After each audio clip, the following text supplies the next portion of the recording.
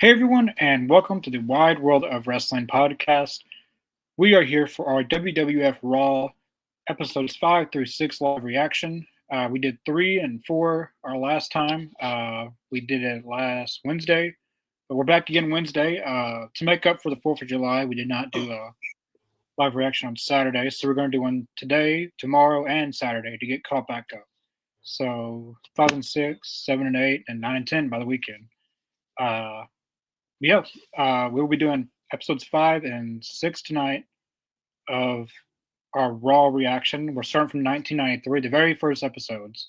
So it's not like season 2, episode 6. Like we started from the very first episode of Raw, and now we're on the sixth episode ever of Raw. So uh, yeah, it should be a fun stream. And if you guys like to watch along, these episodes might be on Netflix and some may not be. So if you want to watch along with us, you can. We are personally using this site called probably One Max. If you just go on Google, put in One Max, it'll pop up. And then you just go to collections, and then 1993 episode 5. It will take a little bit of hoops to get through it, but they do work, and they're pretty good quality streams to watch all this stuff. So yeah, that's what we'll be watching on the night if you guys like to watch along. But yeah, I'm ready to get started if you are. Yeah, I'm ready. Press play.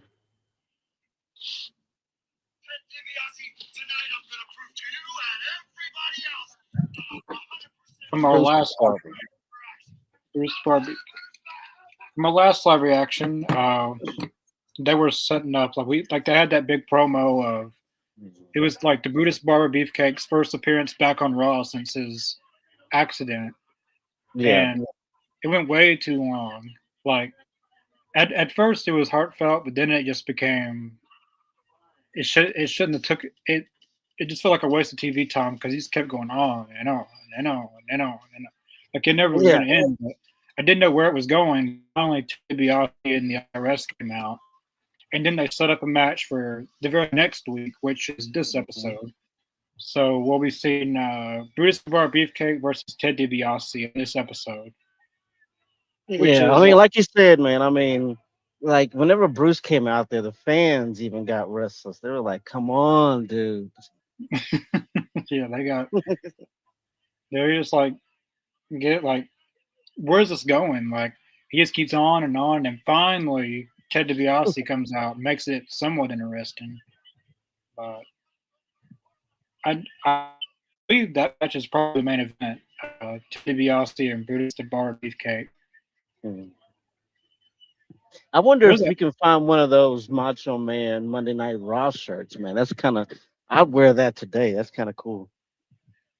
Yeah, it looks like a women's shirt that he's got on. Nah, it's just super tight. Just Yeah, medium. yeah, on him. On guys like Hulk and Savage and Warrior, those shirts would pop out. Right to action. Steiner Brothers coming out. They're gonna kill these two dudes in the ring.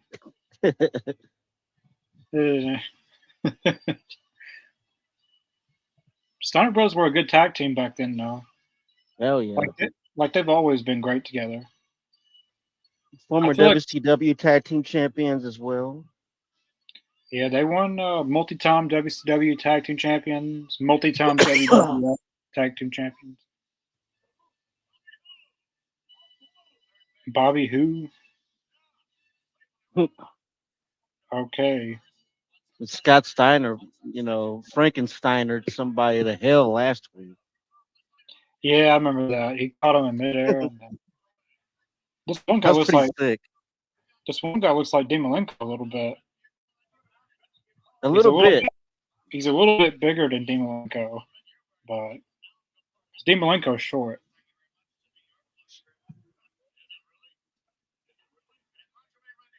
Or at I least think to I've me. seen that same guy in WCW, the guy that Scott's wrestling. Yeah, some of these like Snapdragon. Oh, Oh, full Nelson suplex. That was sick. well, Holy shit. Excalibur Well, calls that move a Snapdragon. I guess I got used to it. It's a full right on Nelson. the back of the head and his neck. Kenny Omega uses that move. I think they messed that dude up. Got him a little loopy. Yeah, He's still selling it. I think he probably really did get hurt. I believe it. You see how his tag team porter barely wanted to tag in. Like, do I really want to go in there? But yeah, a lot of these like enhancement talents, they ooh, they probably floated between WWF and WCW. So like one jobber would be on Raw and another one would be on WCW. Like they just float around hmm like enhancement talent. Ooh, Oh, nice drop kick from Scott just Steiner. go ahead and pin him and get it over with. This is just It's murder, cold blood murder right here. an execution here. At the tag. Ooh, that's it. That's got to do it. They're just doing it for fun at this point. They know they got it won. They're just adding insult to injury. Is Macho Man on the? Is he on commentary or is he on the phone? He's on commentary. I don't know why it sounds like that. I don't know why it sounds like that, but he's sitting right there on Yeah, commentary. I It wonder. sounds like he's on the phone. Yeah, sound like when they do like a call in, like Yeah, during the shows up, it sounds like he's on the phone. Maybe it's auto has some difficulties. I don't know. This one dude's a knockoff Owen Hart or a Jim Neidhart. I wonder if Bret Hart got pissed about that. Him stealing his gimmick. it's a Oh, terrible. Oh, nice clothesline. It's a terrible singlet, pink and black. It looks horrible. just ended. They, Eh, ooh, Oh, they're just, they just, I guess they're just saying it. Oh, this is it for sure. This is it. it was a bulldog. Ooh, Oh, you know that's how Rick Steiner broke uh, Buff Bagwell's neck doing that bulldog, and they landed wrong. Changed Buff Bagwell's whole career. He never was the same after that bulldog. yeah, I remember that. He, Buff Bagwell, I see him wrestle like before he got his leg amputated. He looked like he could barely move. Like all the injuries that he had over the years were just coming back on him. Yeah.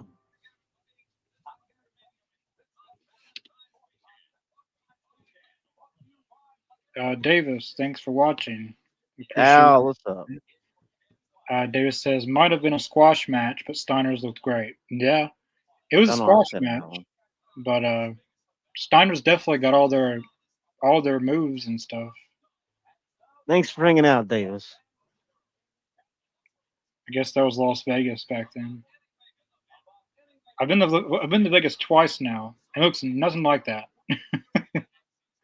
Like in the '90s, probably, but a Yeah, it lot. still looks totally different now. McDonald's doesn't look like that anymore. Matter of fact, no McDonald's looks like that anymore. But yeah, the Steiners always have great moves together. Like they got very good combo moves, and their finisher's great. The bulldog from the top. Yeah. Steiner, uh, Scott Steiner does the Frankensteiner. Rick Steiner, he's got really great suplexes, and that's something that Braun Breaker has incorporated as well. Suplexes and but yeah, it was a squash match, but it was a fun squash match to watch. It's always fun watching the Steiner brothers throw people around. I mean, they demolished those two dudes. I mean, oh god, Undertaker and Giant Gonzalez, Crush and Doink the Clown.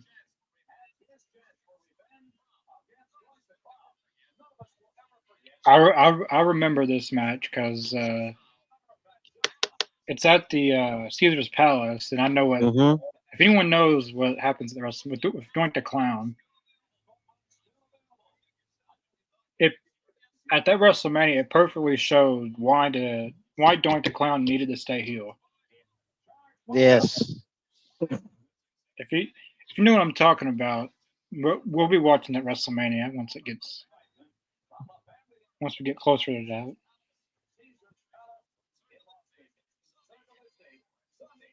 Yeah, and at the time, this is whenever the business started between Vince McMahon and Donald Trump, because Donald Trump owned the plaza at the time. I think he still does, or he did at the time.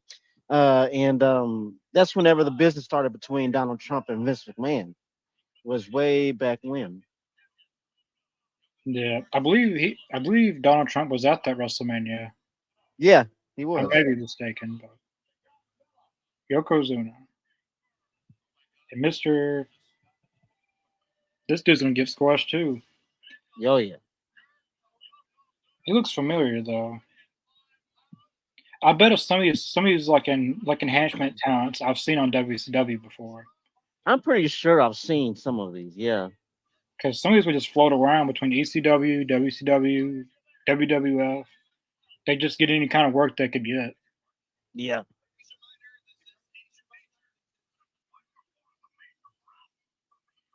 Uh, Macho Man said that his microphone's a major problem. Yeah, He pointed it out.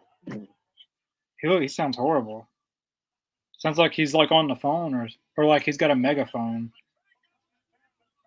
And you would think Vince, oh, well, this is before Vince was back there at gorilla position, so I wouldn't think he could hear over what it sounds like over TV. But like in gorilla position, you can actually hear what it sounds like with the broadcast. But I would suppose that sitting in commentary, you can't really tell how it sounds going through the broadcast. I mean, the whoever's in Gorilla can tell them that that's messed up. I Well, at guess. this time, gorilla position, the term, well, the the position didn't really exist yet. That's just where Gorilla Monsoon would sit. Yeah, They didn't create the position until after he died, and then that's where they put everybody after the show or during the show. yeah, Or back then, the gorilla position was in a truck. They used to sit in a truck. Either that, or they would sit like by the locker rooms, yeah. right by the entrance.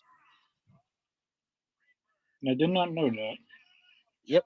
So basically, the Gorilla position is just out in the commentary team because Vince is right there.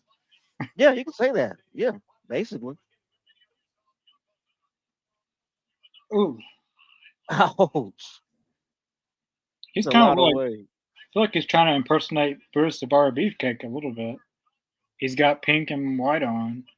Yeah, the And trunks do look like Bruce's. why is everyone wearing pink and black in this episode? It looks just like Brutus's gear, though, man. That's crazy. And then his hair looks like Brutus the Bar Beefcake. And then I guess everyone wants to be like Bret Hart. Yeah, it's Pink and black. open palms. Oh, Ooh, ouch. Now you think about it, Yokozuna was pushing about 400 plus right here. So, I mean, that's a lot of weight just hitting you like a train. ooh, Oh, you squashed him. God damn. that's game over. That dude must have pissed Yoko off backstage, man. Messed him up good. See the landing? He totally flattened him. I love when they do the replays in slow motion, though. You get to see the real impact. Ooh, He would put all of his weight on him.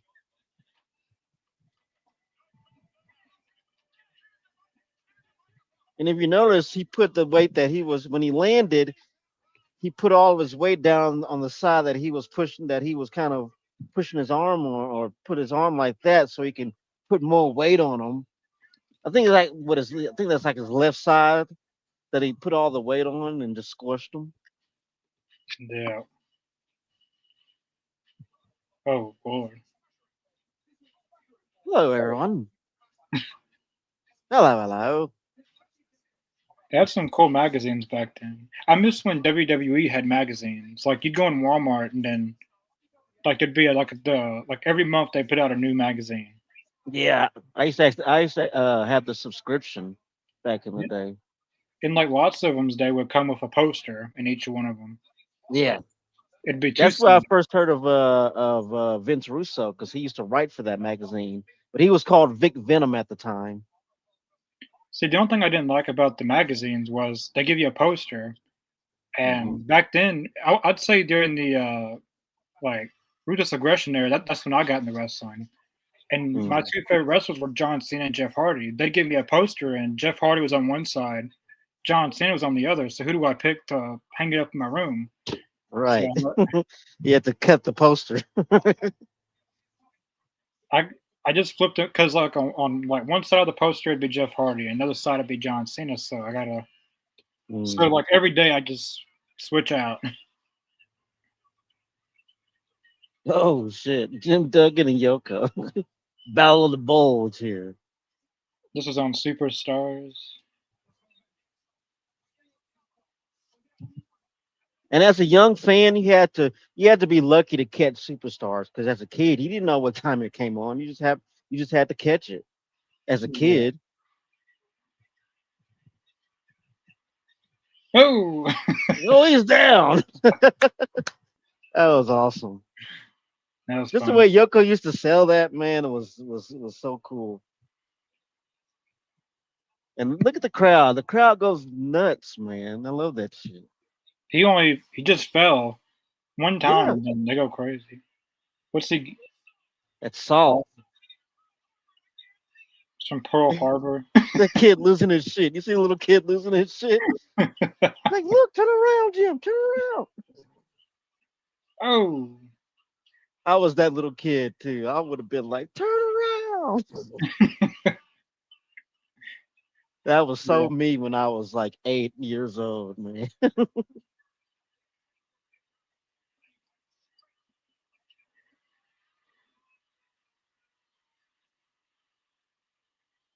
Now you notice how safe.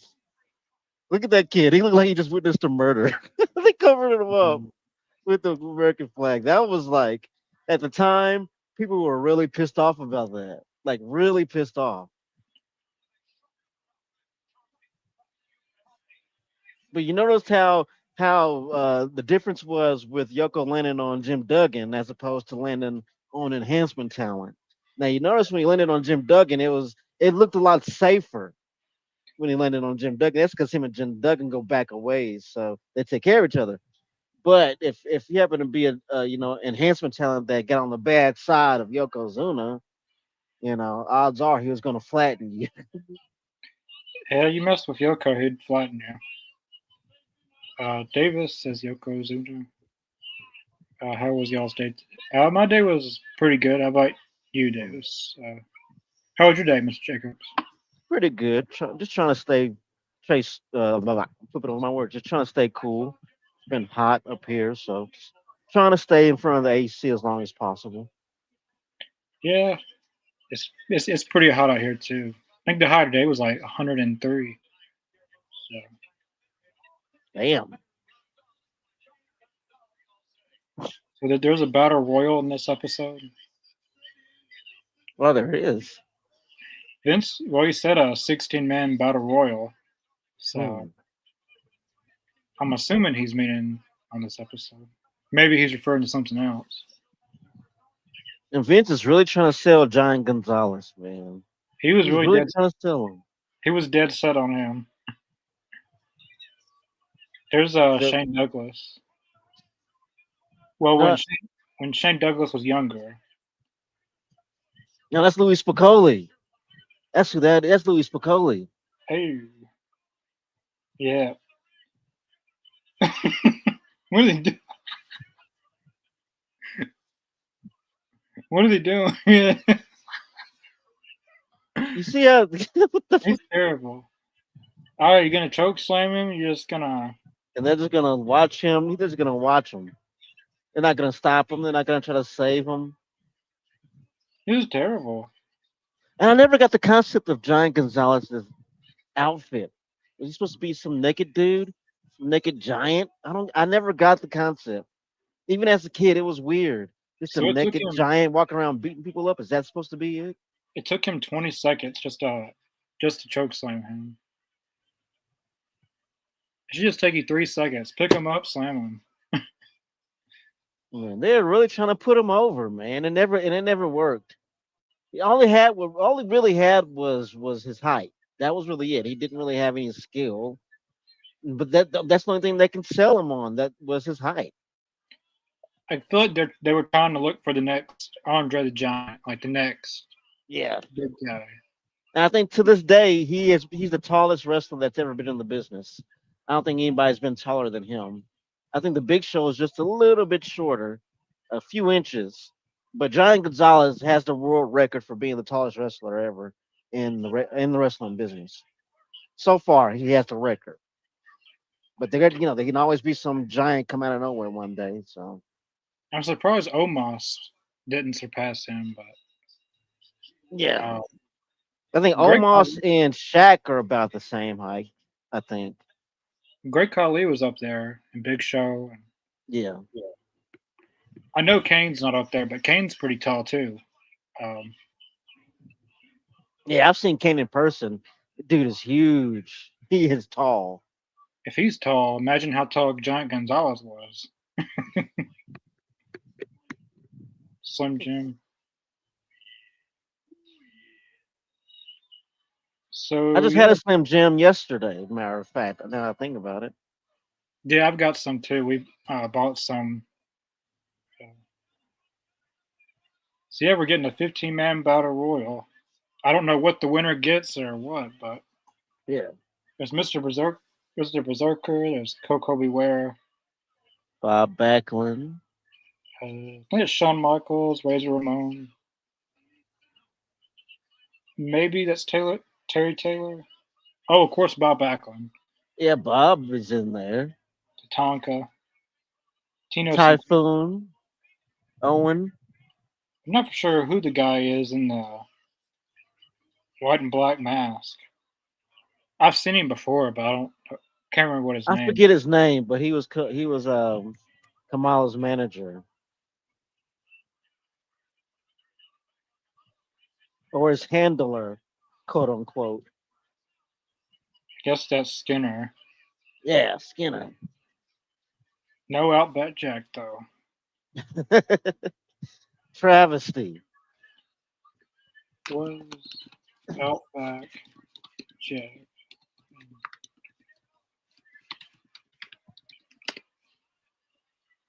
Uh, Damien Demento's in this. Okay.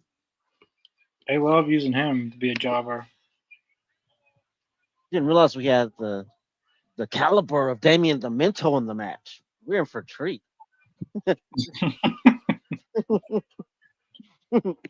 He looks like Barbarian a little bit Kinda does. because Barbarian would wear all that, but he'd wear the face paint too. Uh, and the Warlord.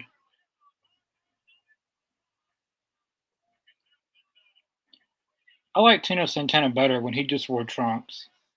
I don't like Tino Santana was he was one of the first Intercontinental champions, but Hmm.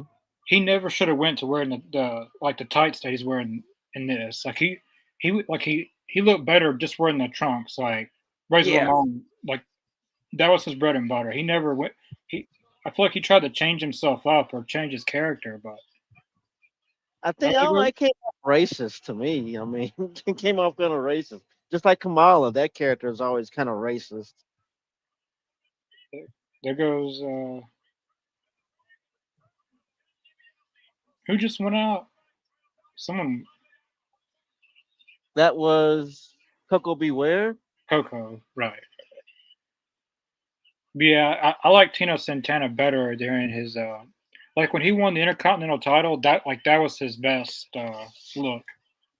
Like Yeah, he would wear like blue tights or white or green.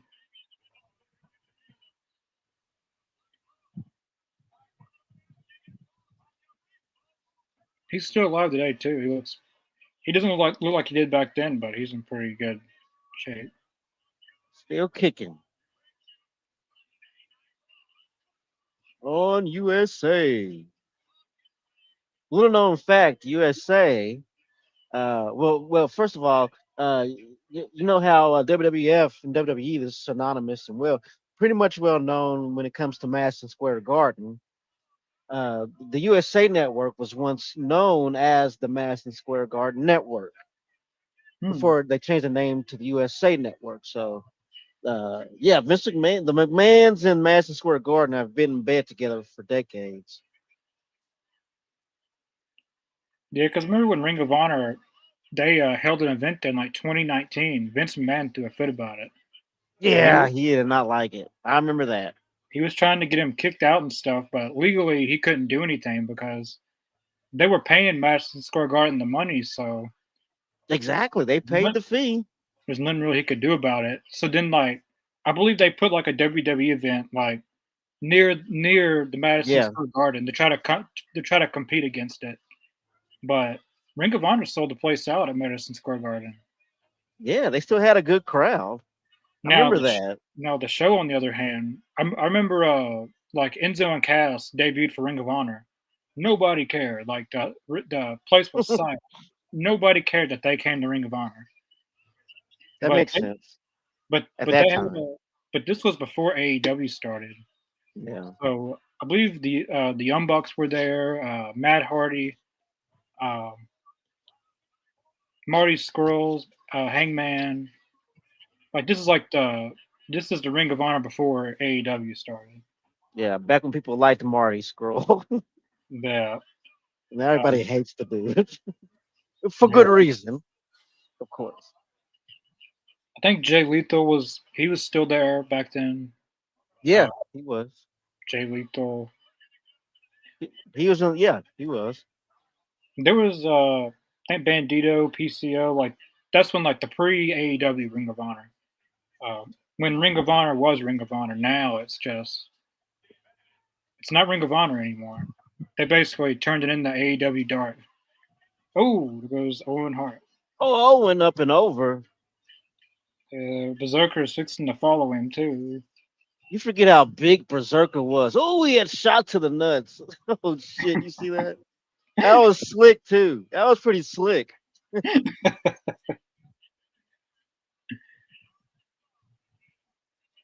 Damn. I look pretty painful.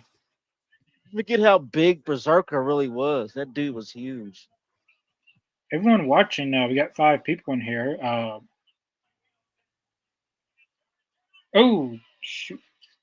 Berserker's out. Back then, if anyone watching was watching back in these days in 1993, uh, who was some of your favorite wrestlers in wrestling back then? Whether it could be from WCW or WWF, or if you were watching wrestling in 1993, who is like some of your favorites to watch on TV or go see? For me, I wasn't alive, so I can't tell you because I wasn't born I until think 2001. So, at that time, like I said, when I first started watching, uh, like I would watch sporadically, like over the years, but I didn't really get hooked until the debut of the Undertaker. When I got a hold of the Undertaker, you can imagine as an 8-year-old kid watching wrestling, seeing the Undertaker debut. It's fucking awesome. You know what I mean? And that was it. That was it. Murder was the case right there. And but like I would also, I found myself being more into the heels.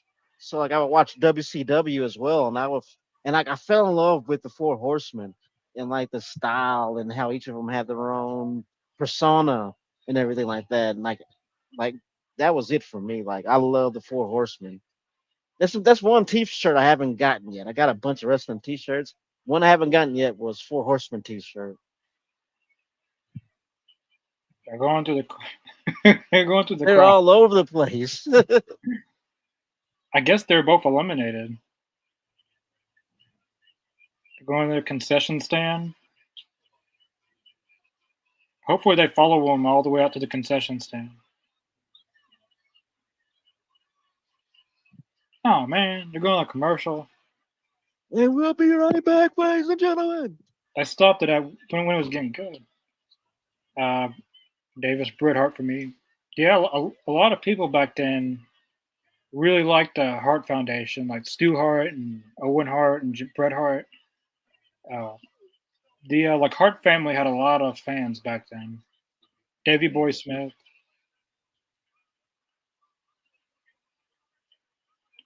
They're all the way up on the balcony. Wouldn't it be sick if Kamala just dove off the freaking balcony? I would love it. You can thank you, good night. You know, you can end the show right there. Kamala doing a New Jack dive off the balcony. See, now ECW would have done that. Like, Yeah, if this was ECW, Kamala would be jumping off that. Oh, there goes Typhoon. they're all over the place. I love this though. This is definitely going to come down to Shawn Michaels and Razor Ramon. Yep. You can easily tell that's who it's going to be. Yeah, Like exactly. the final two, because like they're like the Click. If anyone doesn't know what the Click is, it was Shawn Michaels, Razor Ramon, Kevin Nash, Triple H, and X Pac. So, I Yeah. mean, and You know the and like story of how X Pac joined the clique? I believe I've heard it, but I don't. It's been a while. They had somebody played a prank on probably I think it was Mr. Perfect played a prank on X Pac, or back then he was the 1, 2, 3 kid, and they shaved one of his eyebrows off, and Mr. Perfect knew that he had a photo shoot the next day. So if you look for it, there's actually a figure with X Pac, and the packaging on the action figure X Pac with one eyebrow. If you can look and find it, it's probably worth a lot of money these days, but it's out there. There's an action figure with the packaging has the 1, 2, 3 kid with the one eyebrow shaved because Mr. Perfect shaved it the night before. And so I think apparently, you know, thing is in the business, I said they don't sell it. Don't sell it. Don't let anybody know what happened. I mean, don't let anybody know that you're affected by it. Don't sell it. And he never sold it. He never sold it. And Kevin Nash and all of them kind of took a liking to how he just never let it bother him. And of course, over time it grew back. But after a while, Kevin Nash was like, you know what? I'll take this kid in. Come on, get over here with us, kid. And they basically adopted him because he was getting ribbed. And he never. And the thing is, X Pac was badass about it, and he never sold it. He didn't. He was like, you know what? I'm not going to even let people know this effect. I'm affected. He just walked around with one eyebrow for a month or two until it grew back, and he never sold it. And Kevin Nash and the rest of the clique kind of liked how he didn't sell it. He didn't go snitching. He didn't raise any hell about it. He just took it like he took it as a joke, and that's what it was. And they basically adopted X Pac into the group and said, "Get over here, get in my stable, let's go." And that's how he became a part of the clique. I never knew that. Well, Yeah, I feel like I've heard that story, but it's been a while. he basically held his own, and they respected that about him, and they said, "Get over here, man, you're with us." Well, there goes Shawn Michaels. Sean is out. I mean, I would have thought that Shawn Michaels and Razor Ramon would have been the last two in this, but I definitely wasn't expecting that. I didn't expect them to eliminate him like that. Irish whipped into a chop. That was unique. Here comes Giant Gonzalez. He's gonna ruin the whole thing. He's gonna eliminate all three of them, isn't he? Well, no. Razor Ramon went over the bottom rope, so he's not. He's There not goes, out technically. there goes Gonzalez is gonna throw him over the top rope, and then Razor Ramon wins. That's stupid. Oh, Well, I wouldn't be surprised if John Gonzalez wins because they're pushing him hard for the he, Undertaker match coming up. he wasn't even in the match. He came out late. So technically, Razor Ramon wins. But Technically, yeah. Harvey Whippleman. Oh, that reminds me. I saw an Ico Pro shirt on eBay for like $15. I'm gonna get that.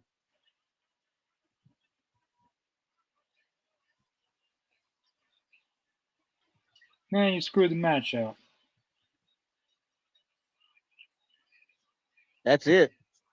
He just came out and Technically, Razor Ramon won the match. If you ask, yeah, I mean, hopefully they. he's the only one in there. I guess he won. Razor Ramon. Yeah, because he went over the bottom rope, so he technically won. So Razor Ramon's your winner. That was a fun little battle royal.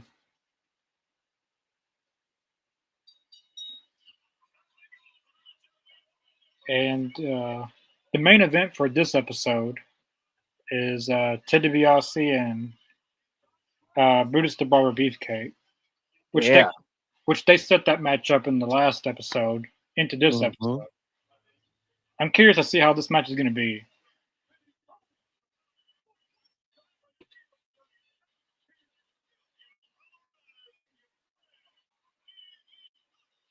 I saw on eBay someone was selling that one of his ring worn jackets, Ted DiBiase, and looked just like Really? that.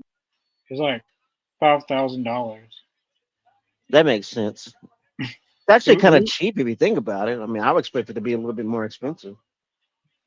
yeah, like compared to some other things, like there's like Hulk Hogan, like what do you call them? Like the belts that he would wear, like it's not like a championship belt, but The weightlifting belts. yeah, like some people like have ring worn that Hogan wore. He signed it. It's like $15,000, $20,000. Um, Yeah. they've got stuff like that. They got Ultimate Warrior ring worn stuff. And a lot of that stuff's really expensive. Yeah, that makes a lot of sense though. Especially if they had passed away, the value of it goes up. Yeah, like any like big Hall of Famer, once they pass, like their value of like anything signed, like the value goes up. Like especially if it's like Ultimate Warrior or Roddy Piper or um, Hogan, Undertaker, like anyone like that. Which I've met some wrestlers who's passed away. Vader, Jim. I actually met Jim Neidhart the year before he died. So you're not Ric Flair. I guess this is a pre-Booty Man character because he's kind of acting like Yeah, he is kind of. it's just like a pre. Like this is him testing out the Booty Man character.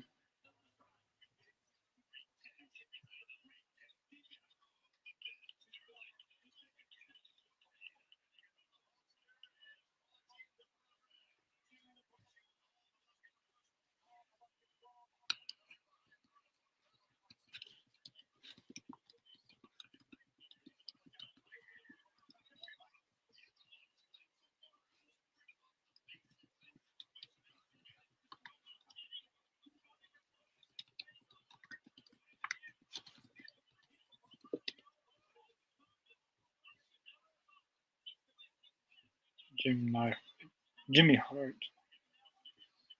Davis, Bruce Beefcake was a cool guy when I met him. Yeah, it's really cool. Um, I believe I've met Brutus the Bar Beefcake one time. Uh, he was just pretty nice. Um, Yeah, Yeah, Brutus, he's like one of those guys that's always down to talk to anybody that's a fan of his. He's always been cool with his fans. Anytime I've seen him in public, because I think there's probably been twice I've seen him at like different indie shows, because he pops up in different independent shows all the time. And he's a sweet guy, man. He's a pretty good dude. yeah. As the first time I seen him was at WrestleCon, but it wasn't at the convention. He was staying at the hotel and he was limping and stuff. So I decided not to go up to him because he didn't look like he was enjoying himself. But I met him again. Like I actually met him at a was it a baseball wrestling show?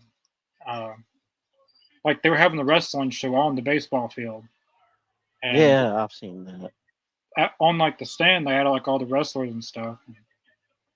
Brutus the Bar Beefcake was there, and I met him.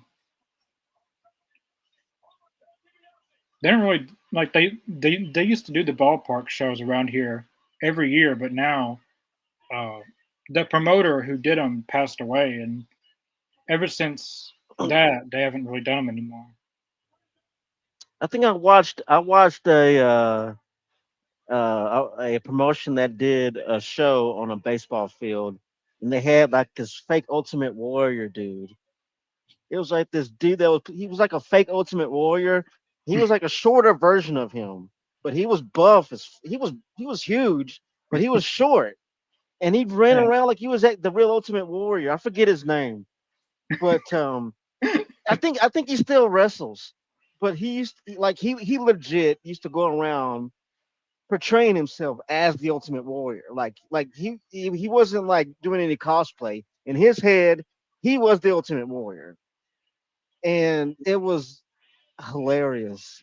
It was hilarious. I think that was like maybe I saw that maybe like I want to say maybe five 5 years ago, maybe 4 or 5 years ago, and it was funny. I'll admit it was funny. I think Billy Gunn was on the show, because this was like a Yeah. little bit before they started AEW. I think Billy Gunn was on the same show, because he was doing the indie circuit at that time too. I'm gonna have to look that up because there's some guys like there's this one guy who he tries to be Ric Flair, but he doesn't call himself Ric Flair, so he's Yeah, actually I've seen called. him.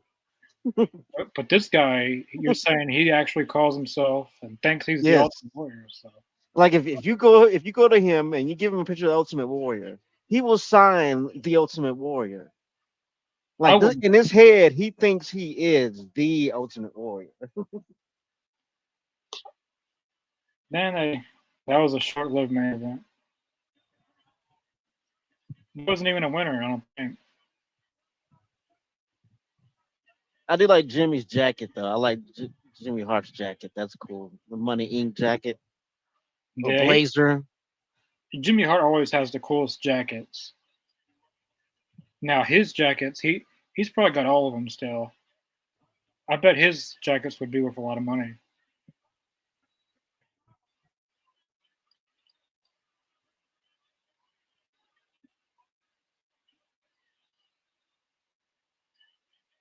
The IRS.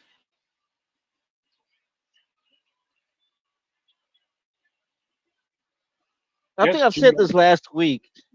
In reality, the IRS and the Million Dollar Man wouldn't have any reason to like each other. In reality, they would hate each other. If you think about it, I mean, Yeah, logistically, they wouldn't be able to stand each other. But in the world of wrestling, they get along like peanut butter and jelly. I guess Jimmy Hart's trying to protect Brutus the Barber Beefcake. Well, Oh, Jimmy takes a hard bump. I guess because he's Hulk Hogan's friend, that's why he's trying to protect him. I guess. Oh, he got him good with that Oh, brief. right in the face. I The heard that. reconstructed face. Yeah, that was a pretty loud clang. Like clink.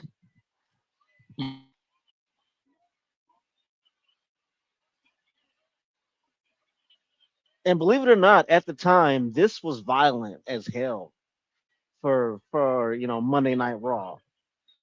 This was Yeah. pushing it at the time. People, I mean, you seem a lot worse today, but at the time, him getting hit by that briefcase was a big deal. Gonna do it again.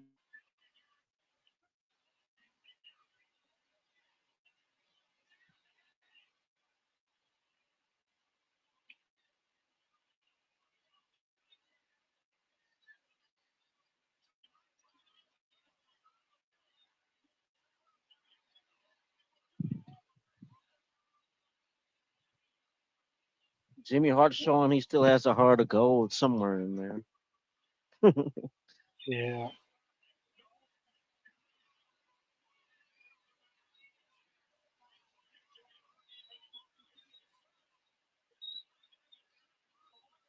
Yeah, like I said, at the time, this was like a big deal as far as primetime television for Monday Night Raw. This was pushing the envelope, using that to hit Bruce the Barber Beefcake in the face after his reconstructive surgery.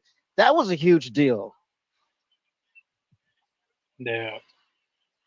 Back then, the only show that was doing any kind of hardcore stuff was ECW, but not Yeah, everyone, not everyone knew of ECW because like back then, unless you knew someone who knew about ECW, yeah. that's the only way you know about it. So I'll tell you how I found DCW. I was channel surfing one weekend, and at the time I didn't have cable, and this is probably, I want to say, around the year 2000, 2001. At the time I didn't have cable. I was using, like, coat hangers and stuff like that. And I was channel surfing through the TV, and I landed on this wrestling promotion, and it was staticky. I could barely even see. I could barely catch it. But I saw a glimpse of Rob Van Dam giving a Van Daminator to somebody, and yeah, I was like, okay, fuck yeah. I don't know. I'm not sure what this is yet, but I'm sitting down and watch it. And I sat down and watched it, and it was, mind you, like I said, I didn't have cable at the time, so the picture was shit. It was probably one of the crappiest pictures you can imagine, all staticky and stuff. This is when it was all analog, and I sat there and I watched it. Could barely make the picture out, but I watched it and I loved it. Discovered it was ECW, and I tried to find out as much as I could about it. And this is like I said, they nope, they never promoted ACW. They never did, ever. Even when they got their TNN deal, they never promoted ECW. So you had to be a legit fan to find it, and watch it. yeah. But that's how I Unless like discovered ECW. unless you like channel surfing or you knew someone who knew about it or tape Hmm. trading, that's the only way. I mean, ECW was a very niche product. Not many people knew about it. Like these days, you can know everything. Like you can know how to watch a show, where to watch it, because pretty much every promotion's on YouTube. Like you can just look them up on YouTube on your phone or something. Right. Back then, it wasn't that easy. But yeah, that was the end of the fifth episode of Monday Night Raw. Let's go to the sixth. That battle royale was pretty fun though. That was fun. Yeah, I think the highlight for that show was the Battle Royal. Um, the, the Battle Royal or the Steiner match was probably one of the favorite things on that show. I probably said the Battle Royal was my favorite on that show. Yeah. I was expecting a little bit more out of that Ted DiBiase and Brutus the Barber Beefcake match. Since they built it up last week, I mean, they spent 20 minutes him talking and talking and talking, and then when it comes time to the match, they give us a 5 minute little match. All right, right when you are, I gotta go back here. Okay. All Hold right, on. I'm Let me ready when press. you Okay, let me. These prompts keep popping up. Okay, here we go. Hold on. I'll be are. No, ready in just a second. yeah, they get all those pop ups. Like there'll be like 50 of them pop out at once. It's annoying. and some of the things they show, well, it at first you don't know you're on a wrestling site sometimes because the stuff that they show, Yeah. it's kind of like you're on a adult site. All right, I'm ready. I'm putting some First,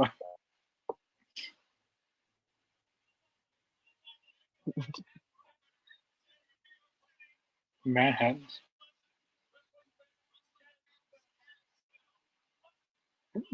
Look at the guy with the Hogan mask on. I forgot they had those. I totally forgot they had those. I love the old entrance, the old intro to the show. That was funny. It's pretty nostalgic. I love the what would you call it? Like neon logo or like in the like on the like entrance they have the it's like the logo of all the different colors and stuff. This is a different guy than that DJ guy on commentary. What was that one commentary that we both hated? That Rob Bartlett. this guy looks a little bit different. I think it's still him. He just shaved. Maybe looks a lot fatter. Yeah, Rob Bartlett, the same dude. He just Yeah, shaved. he looks like a whole new person when he shaves. Undertaker's here.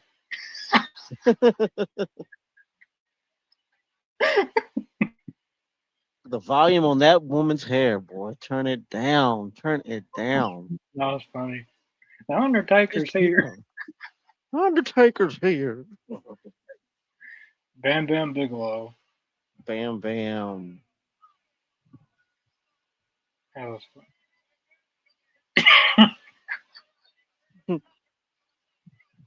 I'm gonna have to get Chris on here one of these times. Yes, that'll be great. There's I'd a love to have Chris on. Scotty Too Hottie. Scott Taylor. That's That is. that's Scotty Too Hottie before he was Scotty Too Hottie. His real name's Scott Taylor, so he went by his real name here. He still wrestles too, but he'll pop up in different shows. Yeah, I was gonna meet him one time. He came around here, and then apparently his flight got delayed, and then he wasn't even there. So I paid money to go to the show, and he wasn't even there. That And happens more than you think. then they replaced him with this off the wall looking dude, like it's the rip off Ric Flair dude, Paul Lee or whatever his name is. I mean, I stayed for the show because I already paid for the show, so I might as well stay for it. Um, but ooh, one day I hope to meet Scotty Too Hottie. I met Brian Christopher. I met Rakishi, so I need to meet Sky Too Hottie. Then I would have met the whole Too Cool Too group. That'd be badass. What is he trying to do on commentary? He's trying to do like a chipmunk voice.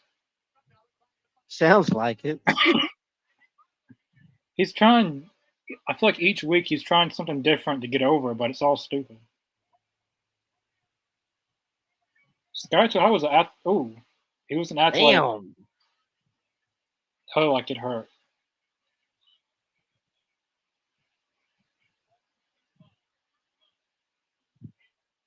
But yeah, I'm about to get Chris on here one of these times to watch one of the Raws with us.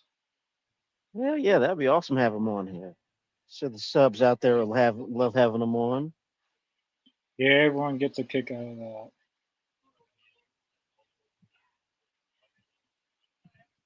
Monday Night Raw, yeah.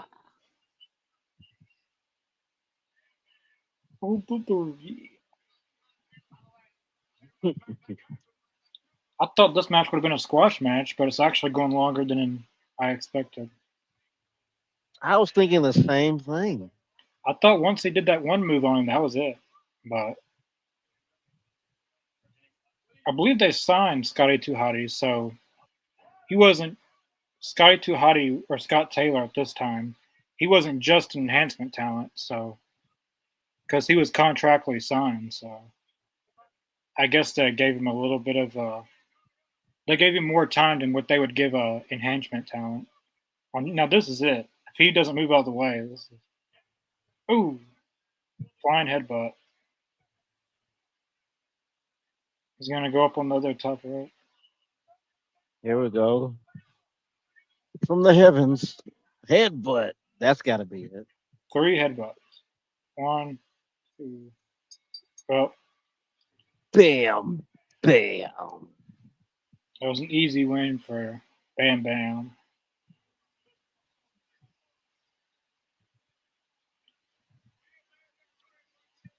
Full disclosure, when they had the the Raw video game, I would always get Bam Bam Bigelow because he had the coolest moves as far as like specialty moves.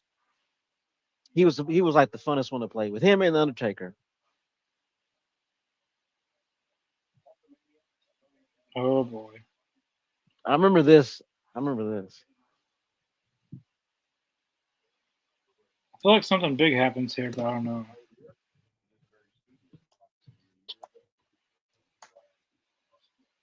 And this is when Hogan stopped taking steroids at the time. This is when he stopped. You could tell.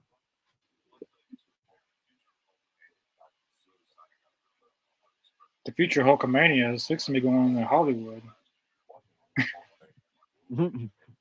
because after this WrestleMania up, he's done. Like Mm. he was done with WWF, and then he did that Miami Vice or like what was that show that he did, like that beat show. Uh, I forget what the show was called, but after that, then he went to WCW.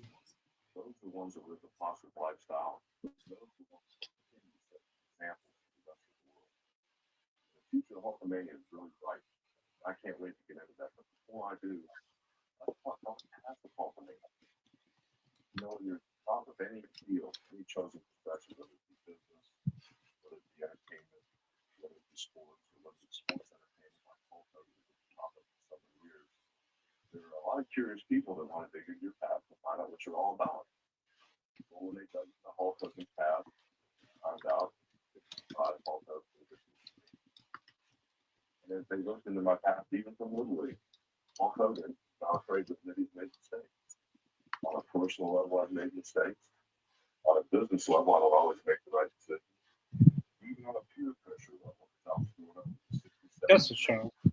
Davis, Thunder in Paradise. That was the show. Yeah. Yeah. That was the show that Hogan was in. Once he left the WWF, that's what he went to go do because he wanted to be in movies and stuff. And Hogan and Vince made that No Holds Barred movie, but it was terrible. And then he wanted to get into like the real acting, so he went to do Paradise, Thunder in Paradise. He did Mr. Nanny, and he did a bunch of other movies. And then he went to WCW. I think he did some movies while he was still in WCW. Yeah. Uh, that's the show that he left for, because Vince thought that he was just leaving to go do acting, but little Mhm. did, little did Vince know that he was actually also going to go to another wrestling company. Yeah. In fact, that's where Eric Bischoff met Hulk Hogan was on the set of Thunder in Paradise because they're on the same set because Yeah, they shot Thunder in Paradise on Disney lot and then WCW was on. and Yeah, yeah, they had Saturday Night on Disney lot as well. because the WCW used to. I really love the setup they had because like the ring would spin round and round, Hmm. and then they'd have like the Disney stuff on the show. It I, was cool though. If you're a kid going for a vacation, you got Disney over here, and then you can go watch you some free wrestling. And at the time, they didn't charge anybody that was. If you were watching Saturday Night WCW, odds are the people in the crowd didn't pay. They were just there in at Disneyland or Disney World, and they came in for a free show. as So long as you paid for Disney, you got the show. right. Pretty That's kind of what TNA did when they were at Universal Studios. As long as you paid Hmm. to get into the theme park and stuff, you got to go in the TNA as well. Yeah, it was the same deal. But I think the This is a Disney good deal deal was too. I think the Disney with WCW was a little bit more unique because of how they had the setup and stuff. Like it was very unique. Well, TNA's was very unique too because their like entrance was like a their like entrance was no one had ever done it before like TNA because they had a six-sided ring, they had a tunnel Yeah, on both sides, so it was which is very pretty cool. unique. But WCW's in Disney was also very unique because the ring was spinning and round, and they had like Mickey Mouse and Disney stuff. So WCW and TNA were very different times, obviously, uh, Yeah. but they were both unique in different ways.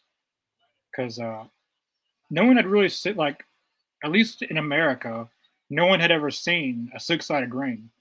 Because the six-sided ring thing was in Mexico first. Um, Mm, but Jeff Jarrett, when he started TNA, TNA was in Huntsville, Alabama for like two shows, and then they went to Nashville, and then they left Nashville and went to Universal. yeah. And when they went to Universal, that's when they started doing the six-sided ring. Uh, Mm. I guess Jeff Jarrett adopted it from Mexico because I believe TNA had a partnership with Mexico talent, uh, like AAA at the time. I believe AAA and New Japan Pro Wrestling is two companies that TNA had a partnership with. Mm. So I guess that's how they got the six-sided ring idea. You don't really see that. Actually, I just watched the Dark Side of the Ring on Jeff Jarrett and TNA. Oh yeah. I was seeing that earlier. Yeah. Well, I haven't watched it, but I've seen the trailer to it. It's actually pretty good. Yeah, I've seen like half of it. I gotta finish it. I gotta finish the rest later. the trailer I seen like it showed like the TNA tunnel. I thought that was I like how on Dark Side of the Ring like they show like the what would you call it like them like acting out the scenes of what they're talking about. Yeah, dramatization. Yeah, I really like how they do that. Yeah. This next match is the Nasty Boys and Tatanka Ugh. versus yeah, there's Shawn Michaels. And the Beverly Brothers, I believe. So the Beverly Brothers and Shawn Michaels versus Nasty Boys and Tatanka. That's probably the nastiest move I've ever seen done in a wrestling ring.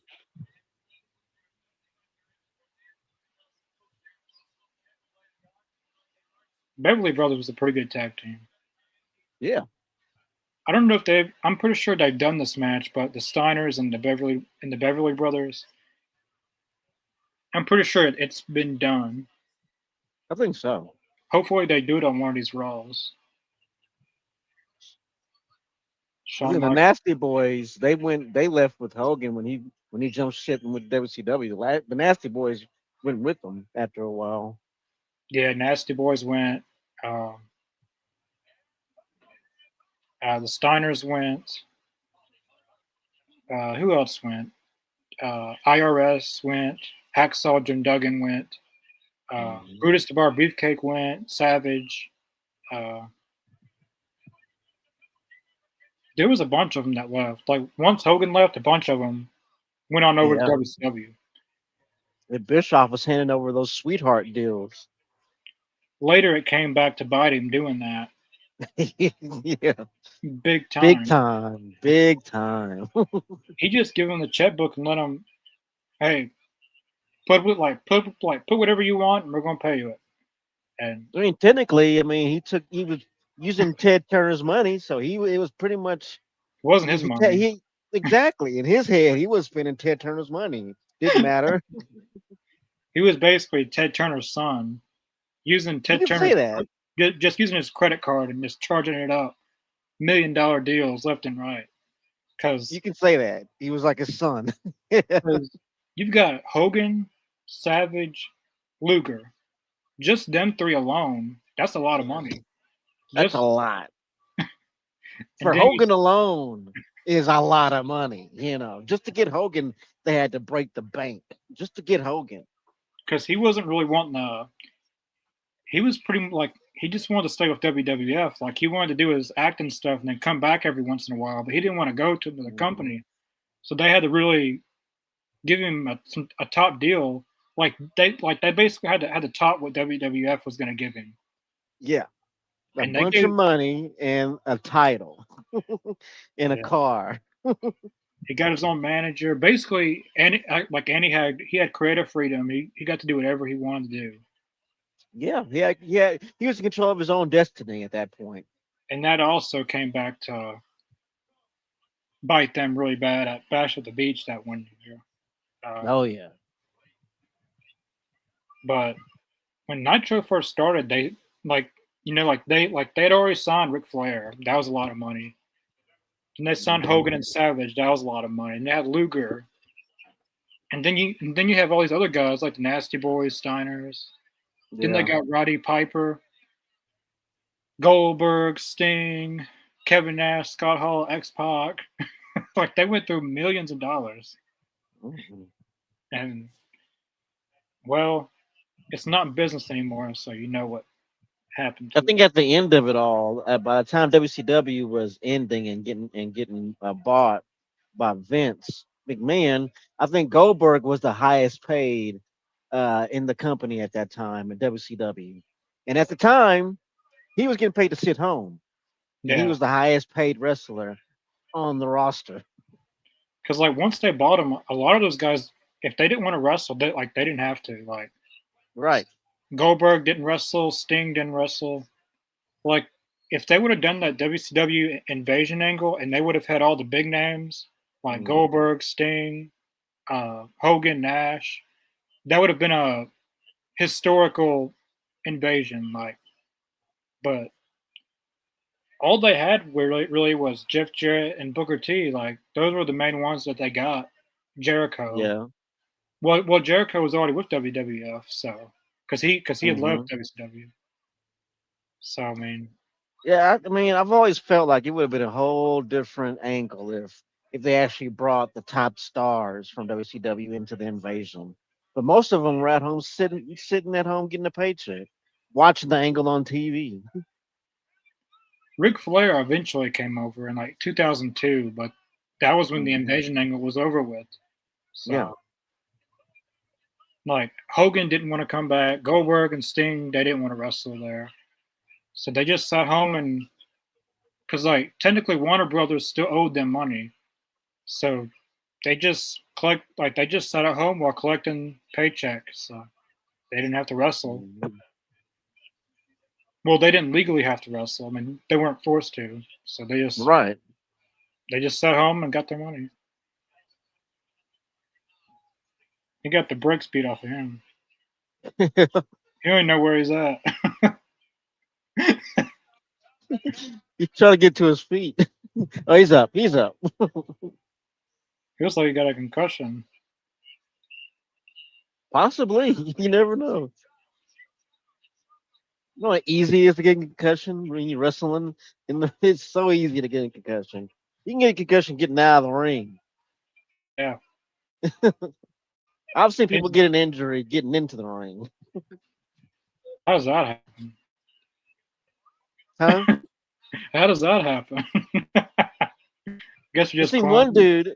I see one dude sprain his ankle on the steps climbing into the ring, Yeah, that can happen. Yeah, I could see that happen. and he wasn't looking where he was stepping, and he ended up kind of curling his ankle a little bit, and he sprung it. Yeah. If you're not Looked careful, painful as hell though. yeah, I've seen guys really mess themselves up, Mm. especially like people that are not really fully trained and stuff, and they get in there and they act like they're a 20-year veteran and they know what they're doing, and they try to Yeah, do some flip, like they try to do some flips and stuff, and they mess up their ankle or something, and they're out 2 3 I've years. seen that. Hmm. Because a lot of those independent guys, like they're just wrestling for like each week they get paid. They're not under contract, so Right. they're not guaranteed money. So if they are out, I mean, they don't get paid. And they like to be the daredevils. Yeah, like they want to be like Rob Van Dam. Yeah. Jeff Hardy. Like Do they some want to do these. Sabu stuff. Yeah, like they want to do like the ECW stuff. Which if you're with the company like AEW or WWE, you can afford to do that because you're guaranteed money. Like Mm. and WWE and AEW like they have like their own medical team. So well, AEW does not have their own medical team, but WWE does. But if you're an independent wrestler, personally for me, I wouldn't try to act like a daredevil, especially if you want to advance your career and Yeah. move on. Because if you're injured and do some wild stuff, then Yeah.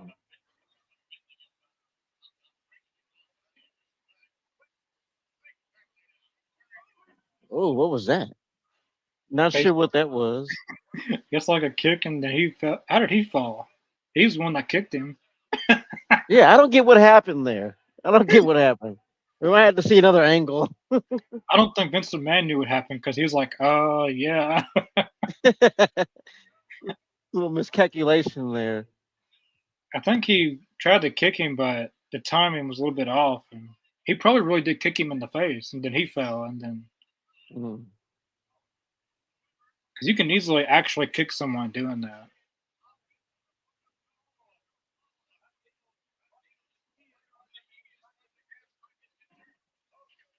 Now, how did you both fall? It's, I think there's some miscommunication here. I think there is. Little Someone, botch here, little botch there. Tatanka's got to get the hot tag. Yeah, Tatanka's getting it. There we Yeah, go. Tatanka's got some pretty good hot tags. Well, when his opponent's actually caring, Shawn Michaels looks like he don't even want to sell for him. There Oh, we go. now he's starting to sell for him. Yeah. Well, he's not getting up in time. Yeah, Cause, believe it or not, man, there was a time where Tatanka was over like Rover, man. cause like when he would have a hot tag, he'd be quick, but Shawn Michaels and all these guys are slow. Like I remember one match, it was like 20 seconds, and he dominated everyone. Yeah. But Shawn Michaels doesn't want to sell for nobody, or he doesn't act like it in this match. maybe, maybe he's pissed or something. I don't know. Seems like it. Well, he's getting up slow. He's sluggish, and he don't want to. He's working. He's working. Because then earlier, him and Brian Knobs, I don't know what that kick was, and then is that Bill Alfonso as the referee? Yep. I didn't know he Right. was. Oh, I didn't Right know that down the middle, daddy. that was a three, but That looked like a three. Yeah, that is Bill Alfonso. I didn't know he was in WWE. I knew he was in ECW, but I Yeah. didn't know he wrestled for WWE. Or referee, not wrestled.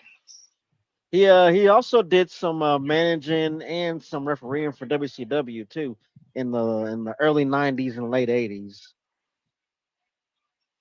Because I remember seeing him on WCW as well. Wow, Oh, oh, that's kind of an upset. that is an upset. Tom Tucker getting the pin. He pinned Shawn Michaels too. Yeah, All right, that was probably the first and last time you'll ever see that. that. Enjoy it. Besides a few botches, it was a pretty good match. Yeah, that was fun. There's a few botches there here and there.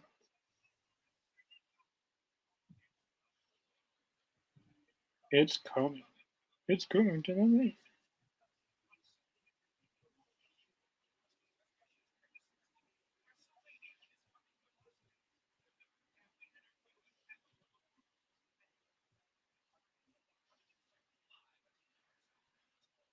I do remember at the time watching it when I was younger. I thought it was pretty. I thought it was pretty cool how they made it all like Roman like, and it was pretty. I mean, I thought at the time it was pretty cool, but looking back at it now, yeah, it can be look a bit cringe. But for the time, it was pretty. Yeah, it was pretty cool. And there was like they had it like right outside the whole place, like so they were pretty much in the parking lot. They made it look like it was a big this big deal, but they literally in a parking lot pretty much. Yeah, But they made a show out of it. And then later on, they did it again inside the building. I think Trump wanted to see if it'll work, if wrestling will work over there. And then once Trump saw the success, he was like, "Hey, let's do more of these. Come inside." yeah. Hogan's back, buddy. Hogan's back in the World Wrestling Federation. Where's this at? Yeah, it's like right outside the entrance, I think. I guess people who couldn't get in. Yeah, Because, like, it was very small. Like, the Manhattan Center, like, it could only, like, that place probably held, like, 200 people. Maybe 200. So,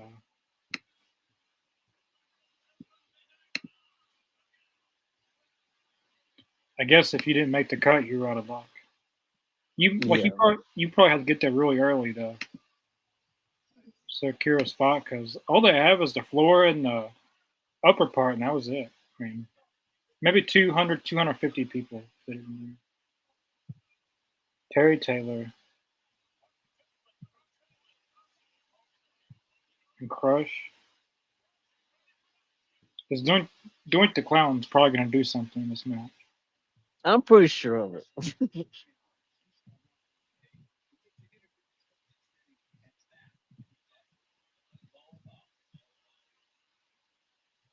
I go for it.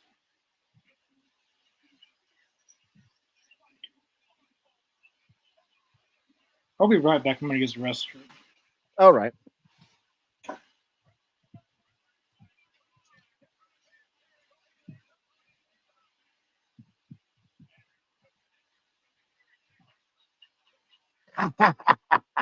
The Terry Taylor.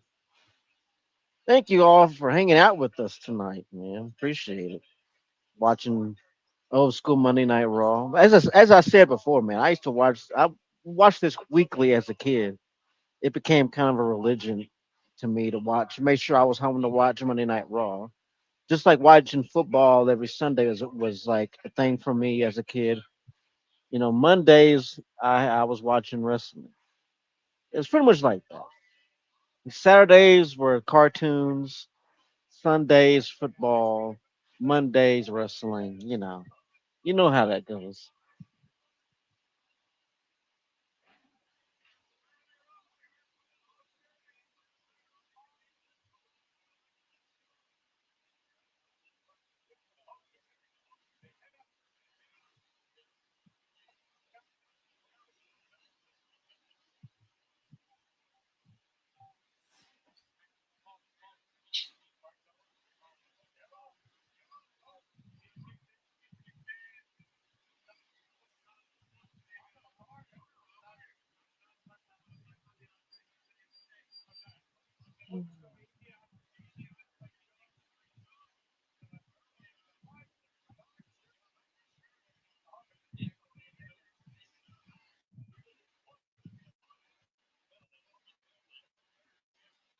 Terry Taylor with the wrist hold on Crush Bra.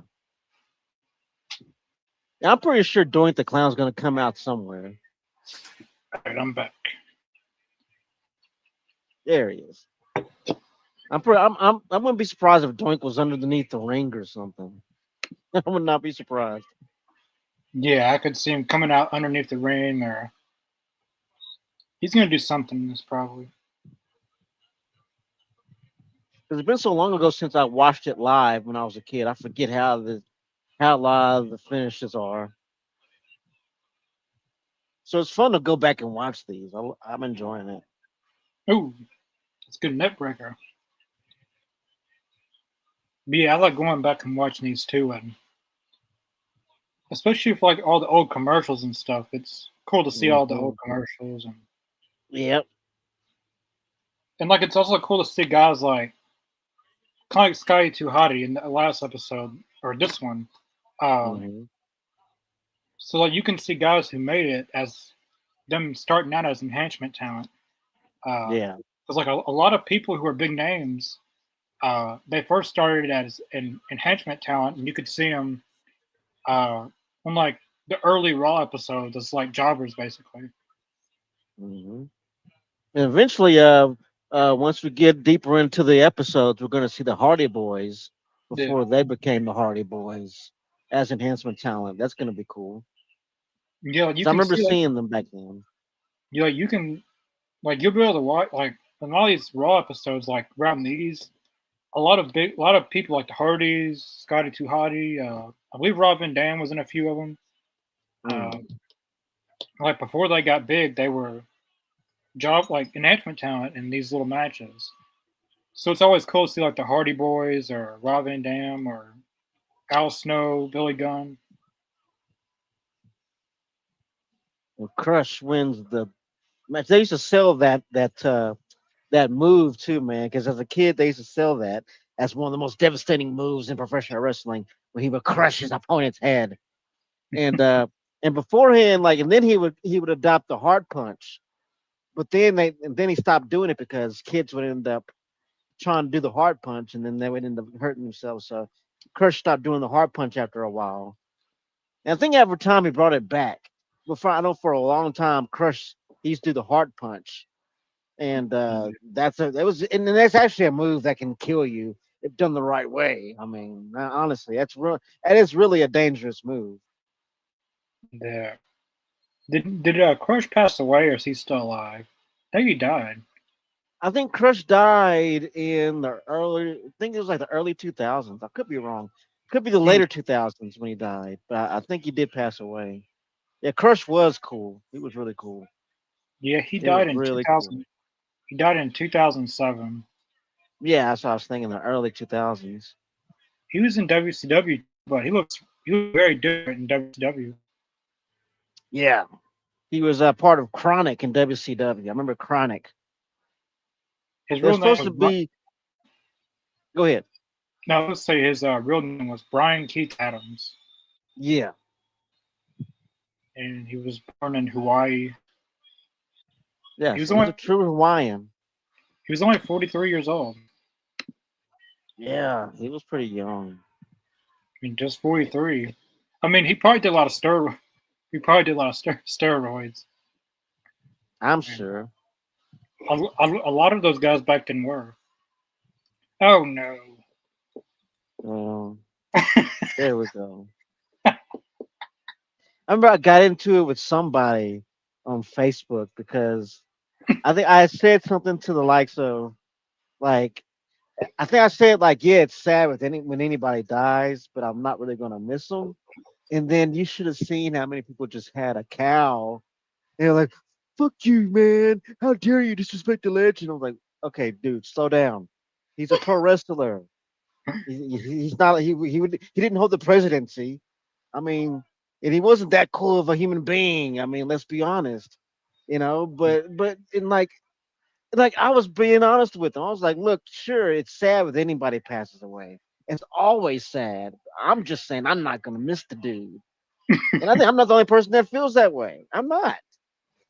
I mean, he got booed in on the first Raw. He got booed. So Yeah. And then people wanted to blame that on because he was a Trump supporter. Meanwhile, the Undertaker is a devout Trump supporter. you got Nobody batted an eye. Nobody cared that he supported Trump. It was well because Hulk Hogan was an asshole. Nobody liked him. That's why he was booed. over the years. Hogan, especially in TNA, he pissed off a lot of people. Oh yeah. He's basically the reason that TNA is the way it is today. Like he's the reason that it went down, and a lot of people got kind of. I know AJ Styles and a bunch of them weren't really happy that, like, like the first day Hogan came in the TNA, he took away the six-sided ring. The first day, but no, it wasn't who he voted for. There's Hogan's done a lot of things over the years. I mean, even him and his daughter wasn't really close before he died. So I mean, he wasn't really close with his family either. Yeah, I think But Brooke kind of excommunicated herself away from everybody after a while. And the thing is, Brooke's the only one I like. I actually like Brooke. She's like the only one that's like a human being in the family. I think he has a son, but he's kind of. I believe he got in a lot of trouble. Yeah, He got Nick's an arrested. asshole. He is a dick. He damn near killed it. He damn near killed his best friend, and then turned around and tried to spin it into a real. They wanted to make a reality show, like a comeback story of Nick Hogan, and Yeah. how he got involved with the wrong crowd, and how he's trying to make his comeback, make a redemption story out of it. That's the way Hulk Hogan and him tried to spin that whole shit. When really it was just Nick being a dumb piece of shit and almost killing his best friend because he wanted to drive fast. Fuck Nick Hogan. I don't know much about him, but He's an yeah, asshole. You don't need to know much. You're a better person for not knowing about him, to be honest with you. I just knew that he got into a bunch of trouble. Like one time I was on Facebook and I seen that he got arrested. Yeah. Uh, And like a Hulk deep, Hogan tried to save him. yeah, Hogan saved him multiple times. Yeah, so the apple doesn't far from the tree. He's just like his dad. Both the Yeah. he's a dick. He is a total dick. And that's the honest to God truth. Oh,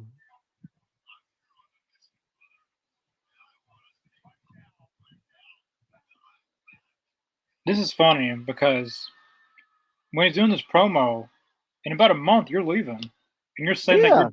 yeah, But he just said that he's back and better than that. But you're about to leave. I'm back until I get this championship Then belt. And then I'm gone, brother.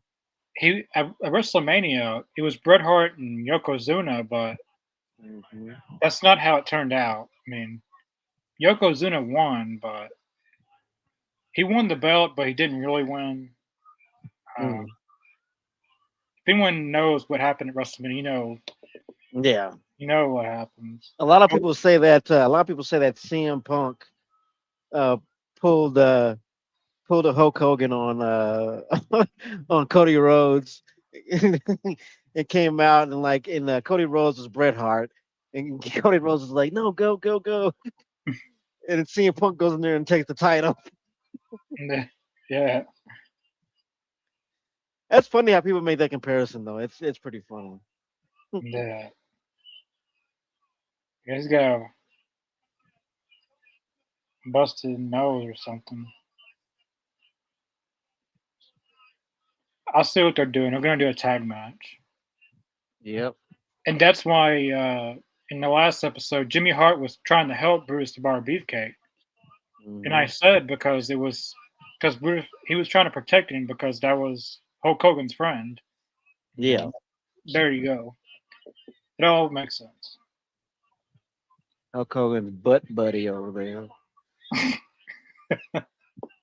There was always a rumor too that they were secret lovers. I think Linda Hogan was the one that started that rumor. Linda was the one that started it for real. She started that rumor whenever they started having issues, and Linda Hogan turned around and starts spitting out these crazy rumors about Hulk Hogan and other guys messing around. And Brutus the Barber Beefcake was like the number one guy on the list.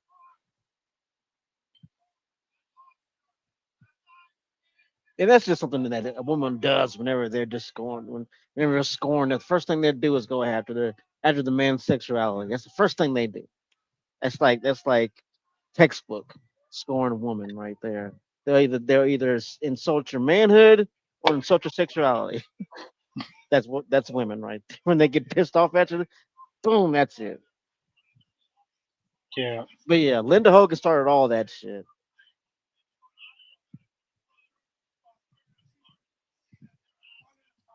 And there was a time where Linda Hogan could have got it. Not today though. She looks totally different than she did 10 years ago. Who now? But Linda Hope? yeah, huh? Oh, like who are you talking about? Linda, his ex-wife. Linda Hogan. Yeah, Because they got like about divorced. yeah, like about 10 years ago, she could have got it. But today she looks kind of like you ever seen? I don't know if you ever seen the movie Witches. It's an old movie where this little kid turns into a mouse. She looks like one of the witches now. I Nah, don't know if you ever seen that movie, but I recommend it. It's a classic. witches. I have to see that. Jimmy. All right, that's a cool jacket.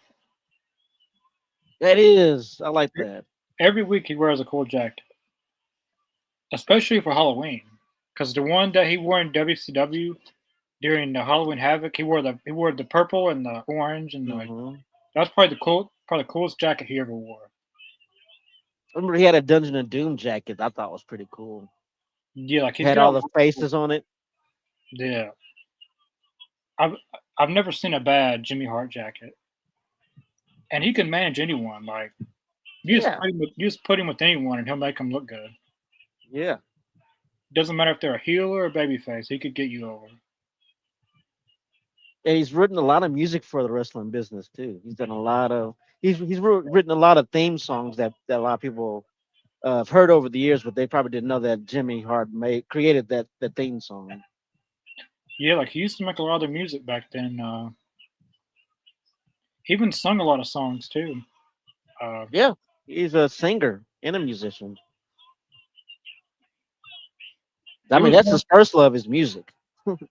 yeah, there was on one of the video games on 2K. I found one and it sounded like Jimmy Hart, and I looked it up and he actually sung it. I forget what the song was called, but I think it was in like 2K 23 or 24. Yeah, yeah. See, I got my I don't know what I guess I call my cousin.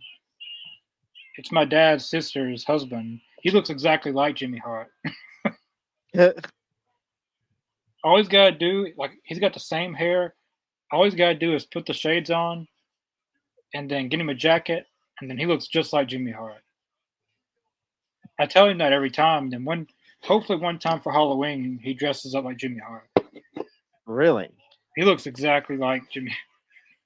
Here's a fun fact. A lot of people don't know this, but do you remember the old Wolfpack theme song, the "Don't Turn Your Back on the Wolfpack"? Yeah, He, Jimmy Hart. Jimmy Hart actually wrote that song. No one would expect that, really. That's true. Jimmy Hart actually wrote that song. That he came up with the beat and everything, and he wrote the song. I'm not sure how long it took him, but yeah, he wrote the theme song to the Wolfpack NWO. Yeah, Jimmy Hart wrote like a lot of the most popular theme songs and stuff. Hmm. The ones you wouldn't even think about. He likely wrote them. Yeah. I think in C Murder, if anybody out there knows about No Limit Records and rap back then, C Murder, he was the one that actually sung the theme song for the Wolfpack NWO. Jimmy Hart wrote the song and C Murder performed it. Oh wow. Master P's little brother, I think he's his little brother. Master P's little brother, C Murder. He performed it, and Jimmy Hart wrote the song and composed it. He's, I guess this is how they're gonna end the show. There's only three Yeah, just minutes give left. Hogan all the TV time. Give him all of it, because nobody else wants to have a match. Let's just give Hogan the rest of the TV time, huh? Yes, Nobody's gonna wrestle. just to get a ratings pop, I guess. Back, Oh my god! they should have just opened the show with that, and then the ending of the show could have been a match.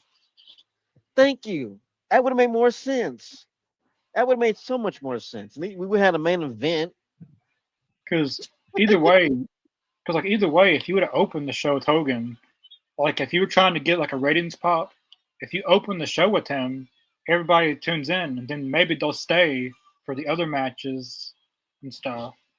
I feel like it'd make more sense to open the show with him.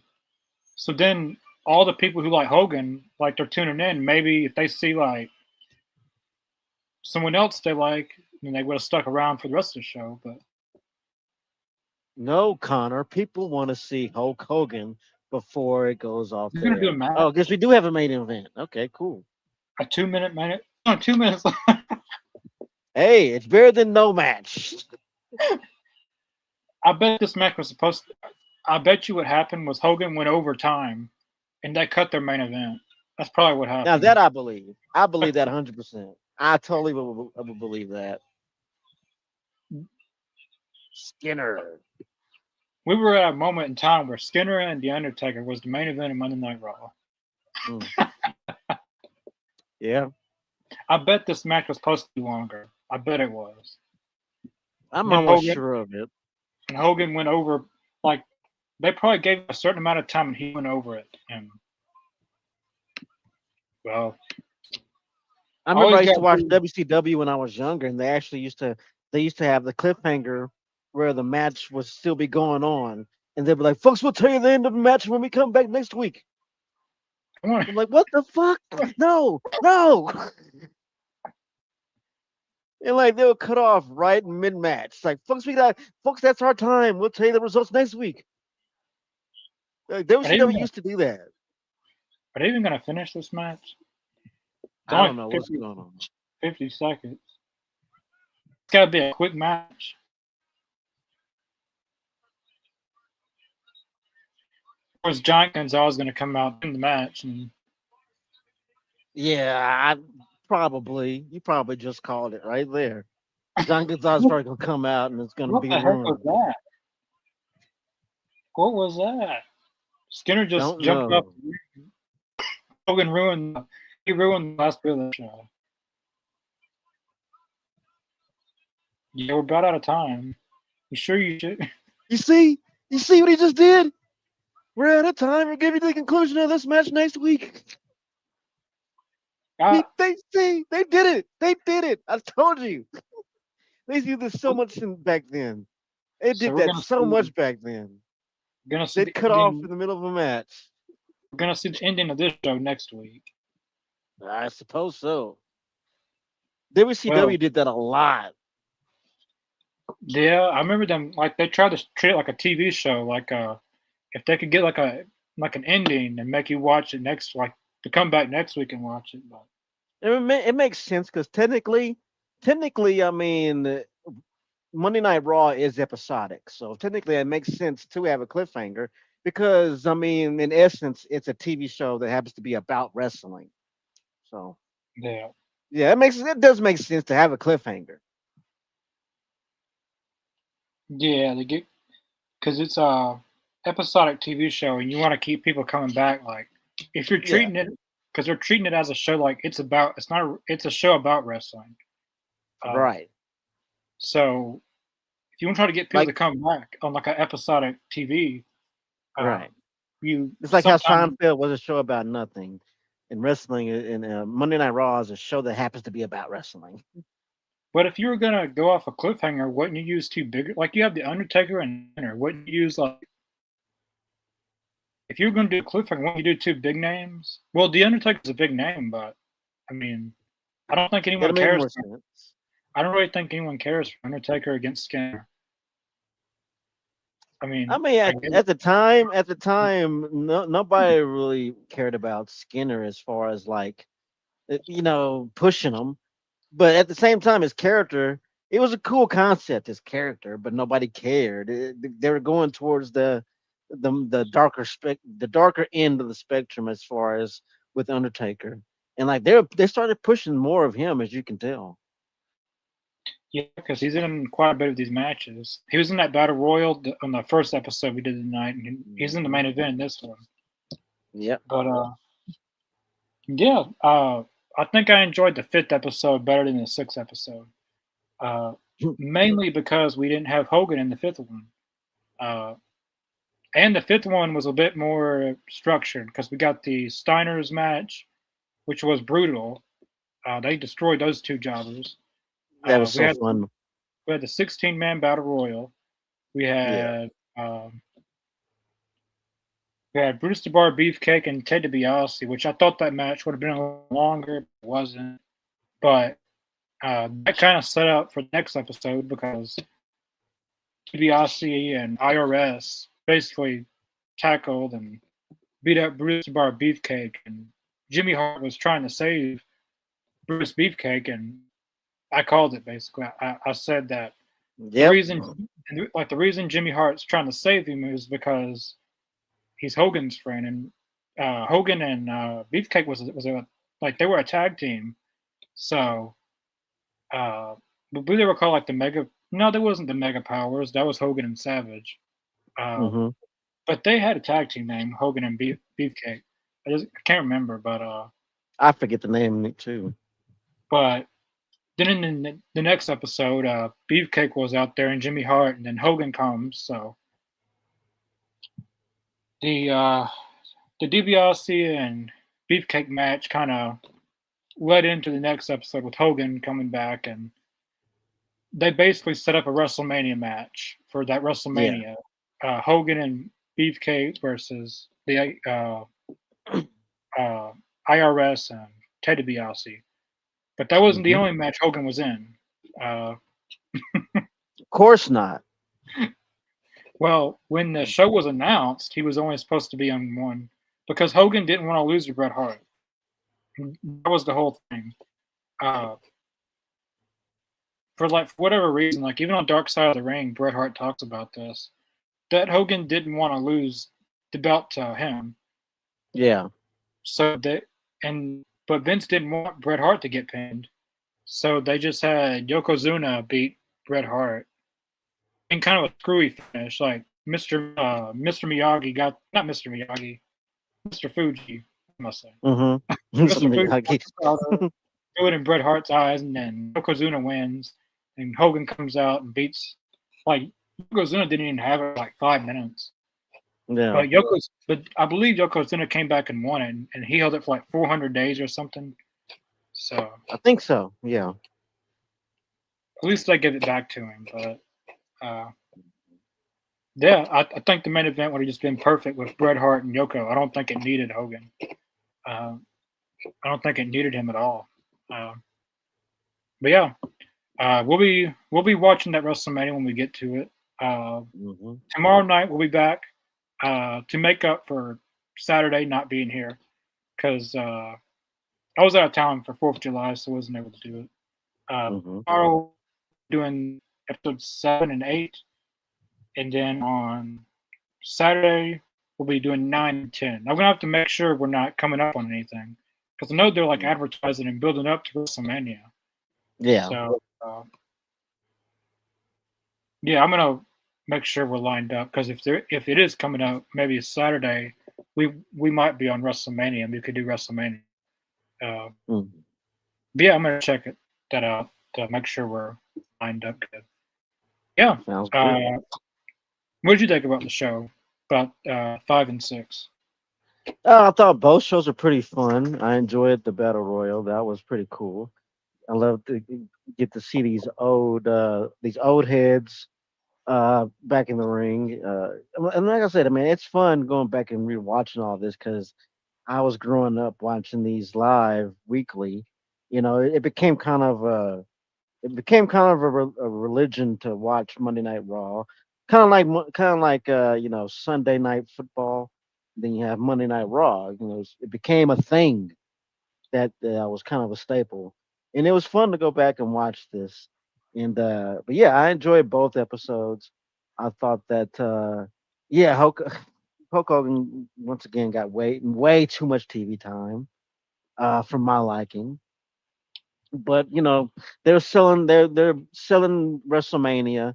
That's really the gist of it all. Is they're getting to WrestleMania. There's the road to WrestleMania. Excuse me. But yeah, I mean, it's fun episodes.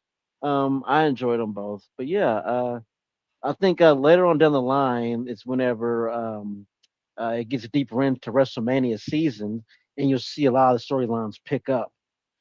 But yeah, I mean, before Raw, it was hard for a young fan to to digest storylines and to understand what's going on. But Monday Night Raw made it a lot easier for fans, especially if you're young at that time, to digest storylines and to actually keep up with what's going on. But yeah, I enjoyed both episodes, man, and yeah, we will be back to watch uh, some more, and that's gonna be fun. I'm enjoying all this.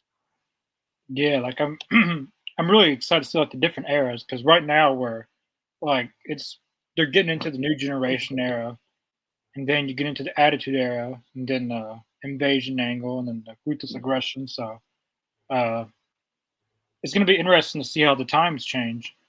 Uh, and also, like we said earlier, like we pointed out that Scotty 2 Hotty was in one of these matches. He went against no, it was Bam Bam Bigelow. Uh, Yeah. he went by Scott Taylor back then, but even you pointed out that the Hardy Boys were enhancement talent back then, before they were Hmm. the Hardy Boys. So a lot of these guys, like Sky Too Hardy, Hardy Boys, or RVD, or a lot of them will be put in these episodes as enhancement talent, which is kind of Yeah. cool to see. Uh, like you're getting to see these stars before they became full-on stars.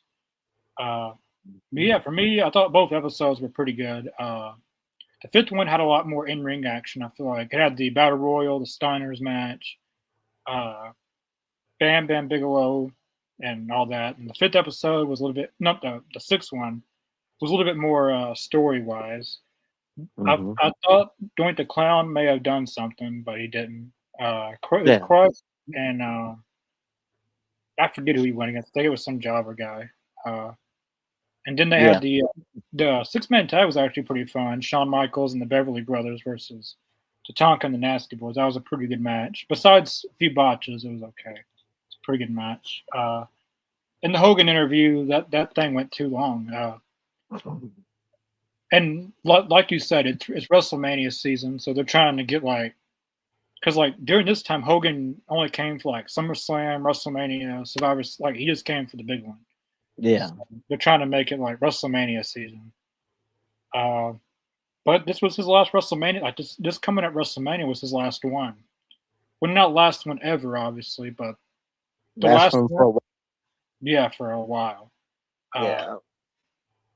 but yeah, we'll be back tomorrow night for episodes 7 and 8.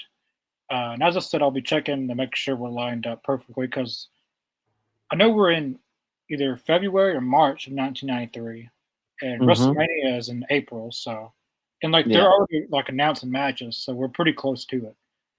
Uh, but yeah, definitely check out our Facebook page and everything in the link in the description below. We're on Facebook, we're on Twitter. Check out Mr. Jacobs' YouTube channel and Twitch channel. He just got through putting out a new video, so definitely go check that out. Uh, what else? So definitely subscribe here where we do weekly live old Raw episodes like tonight. Uh, our normal schedule is Thursdays and Saturdays, but today was just a makeup day from Saturday. But our normal schedule for these Raws is Thursday and Saturday. I'm actually getting some new channel art done for the channel to kind of match what we're doing. Uh, so yeah, is there anything else you want to add on before we sign off? Oh, thanks everybody for hanging out with us tonight. Appreciate it. And join us tomorrow. We'll be back. Yeah, I do want to just do comments. Thanks for watching, Mikey, Deshaun. You guys have. We haven't had an interview in a while. I know we talked about getting Vince Russo on here Hmm. uh, before some things happened, but Vince Russo's pretty fairly. He's kind of cheap. He's only like I think he was like $100 for 30 minutes. Kind of cheap for an interview. Uh, Yeah. but yeah, like as we're doing these Raw episodes, we could probably have someone in one of these. Yeah, stay tuned to our Facebook and Twitter accounts. If we have anybody on, that's where we'll announce it at. Yeah. But yeah, we will see you guys tomorrow night for our next Raw reaction. Peace.